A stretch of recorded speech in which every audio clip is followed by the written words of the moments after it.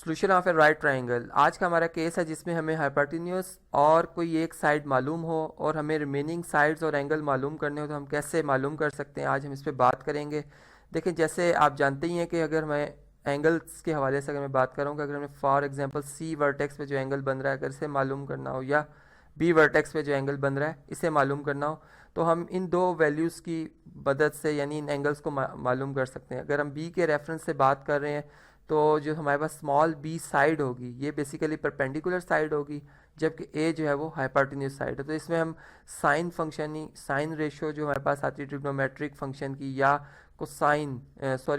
Cosecant जो ratio आती है वो हम इस्तेमाल कर सकते हैं। इसी तरह से जब हम सी वर्टेक्स के हवाले से बात करते हैं तो जो हमारे पास बी साइड है ये बेस साइड होगी, जबकि ये हाइपोटेन्यूज साइड होगी। तो इसमें हम कोसाइन फंक्शन या सीकेंट फंक्शन जो है वो इस्तेमाल करके एंगल को मेजर कर सकते हैं। ठीक है, इसी तरह से अगर हमने फॉर एग्जांपल यहाँ पे जैसे मैंने कहा कि हम इस साइड सी को अगर मालूम करना चाह रहे हैं तो इस पर हम पाइथागोरस थ्योरम अप्लाई करेंगे। ठीक है, पाइथागोरस थ्योरम के मुताबिक ये बात हम जानते हैं कि जो हाइपोटेन्यूज साइड का स्क्वायर होता है वो बराबर होता है जी sum of square of the sum of remaining two sides के, यानी B square plus C square का। ठीक है, अब यहाँ से हम बिल्कुल आसानी के साथ जो है वो ए की वैल्यू चलें गिवन है हमें, ए की वैल्यू क्या है जी 2 × √2 है। ठीक है, जबकि इसमें बी की वैल्यू वो भी हमें गिवन है, वो है जी 2 सेंटीमीटर, यहाँ पे हम 2 लिख देंगे।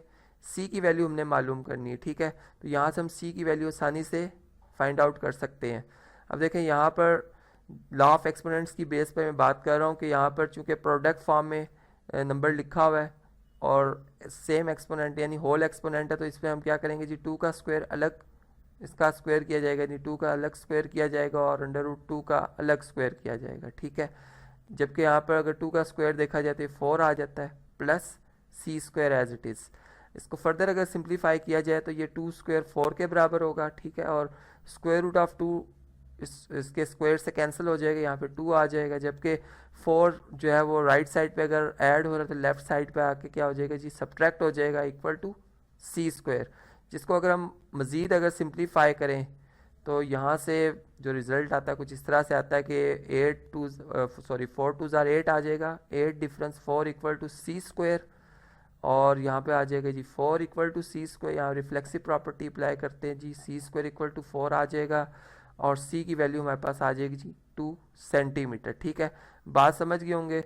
अब सी हमें जो है, जो कि इसमें हमारे पास एक अननोन साइड थी उसकी वैल्यू हमें मालूम होगी है 2 सेंटीमीटर। ठीक है, अब देखें, अब हम एंगल्स भी बहुत आसानी के साथ किसी भी ट्रिग्नोमेट्रिक रेशियो की मदद से फाइंड आउट कर सकते हैं। इससे पहले हम लिमिटेड थे, हम एक मखसूस फंक्शन जो है कुछ अप्लाई कर सक रहे थे, लेकिन अब हम तमाम ट्रिग्नोमेट्रिक जो रेशियोज अप्लाई कर सकते हैं। अब अगर हम for example B angle measure करना चाहते हैं तो इसमें हमारे पास ओपन चॉइस है, हम साइन फंक्शन यूज़ करें, कोसाइन यूज़ करें, टेंजेंट यूज़ करें। ठीक है ना, अब यहाँ पर मेजर एंगल बी की बात आएगी तो ये रेशियो हम जानते हैं ये बराबर होती है जी परपेंडिकुलर बाय हाइपोटेन्यूज के। ठीक है, जबकि अगर आप इसमें देखें तो परपेंडिकुलर साइड बी एंगल के रेफरेंस से हमारे पास जो स्मॉल बी बनती है। ठीक है, जो यहाँ पे मैं स्मॉल बी लिख देता हूँ, जबकि हाइपोटेन्यूज साइड जो है वो ए है। ठीक है, तो इस तरह से अब इसमें इनकी वैल्यूज़ को लिख दिया जाता है।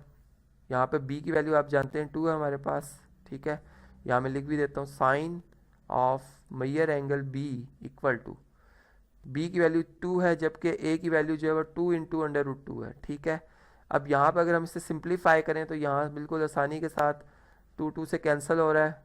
ठीक है, sine of measure angle B जो है इसकी वैल्यू हमारे पास आ रही है जी, यहाँ पे एंगल की नोटेशन ठीक कर लेते हैं, 1 divided by square root of 2। ठीक है, अब ये वैल्यू हमने चेक करनी है कि साइन की किस एंगल पर ये value 1 by square root of 2 जो आती है। ठीक है, टेबल पर मैंने मेंशन किया हुआ आप देख सकते हैं। देखें जी, टेबल में हमारे पास साइन के कॉलम में आएंगे, साइन की रो में आएंगे हम। ठीक है, ये साइन फंक्शन यहाँ पे मैंने लिखा हुआ है, इस रो में रहते हुए हमने देखना है कि 1/√2 किस एंगल पे वैल्यू आती है। अगर आप इससे देखें तो ये square root of 2 divided by 2 लिखा हुआ है। ठीक है, यानी यहाँ पर एक बात बताता चलूँ कि square root of 2 divided by 2 ये बेसिकली अगर हम इसको सिंप्लीफाई करें तो ये 1/√2 ही लिखा हुआ है। ठीक है, यानी इसको अगर हम फर्दर सिंप्लीफाई करें तो ये इसकी वैल्यू आती है। तो यहाँ पर एंगल जो है वो हम देख सकते हैं कि ये 45 डिग्री का है। इसका मतलब ये है कि साइन 45 डिग्री की वैल्यू जो होती है वो 1/√2 होती है। ठीक है, यहाँ पर अब इसे मैं शो कर दूंगा इस तरह से कि जैसे यहाँ मैंने लिखा कि साइन ऑफ मैयर